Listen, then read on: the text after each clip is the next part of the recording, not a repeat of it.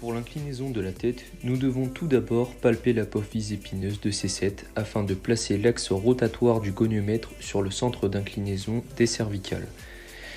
Nous devons demander au patient de ramener son oreille droite jusqu'à son épaule droite. L'inclinaison active en position neutre de tête avec 180 degrés de position neutre arrive à faire une inclinaison de 37 degrés.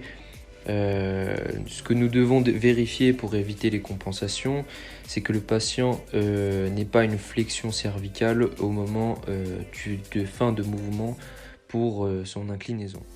Pour l'inclinaison de la tête, nous prenons C7 comme point de référence auquel nous allons placer le centre du goniomètre.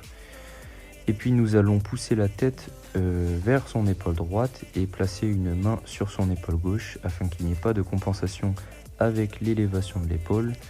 Nous partons d'une position neutre de 180 degrés avec la tête droite et nous arrivons à un angle de 37 degrés en inclinaison passive. Pour la flexion du coude, nous devons palper l'humérus auquel sera placée la partie fixe du goniomètre, l'articulation huméroradiale auquel on placera le centre du goniomètre, et le radius qui sera notre bras mobile pour le goniomètre.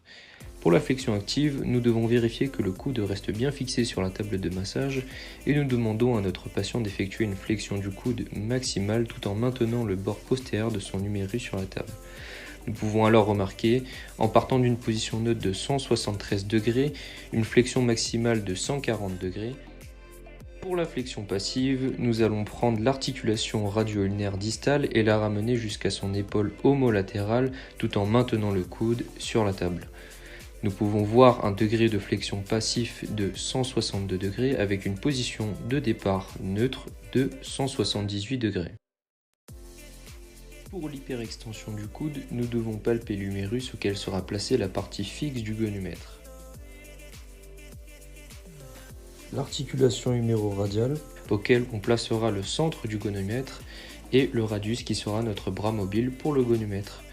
Nous plaçons une main sur l'épaule homolatérale afin d'éviter la rétroposition de l'épaule qui peut être un facteur compensatoire de l'hyperextension. Pour l'hyperextension active, nous partons d'une position neutre de 180 degrés pour arriver à une extension maximale de 8 degrés. Et pour l'extension passive, nous partons d'une position neutre de 180 degrés pour arriver à une hyperextension de 15 degrés.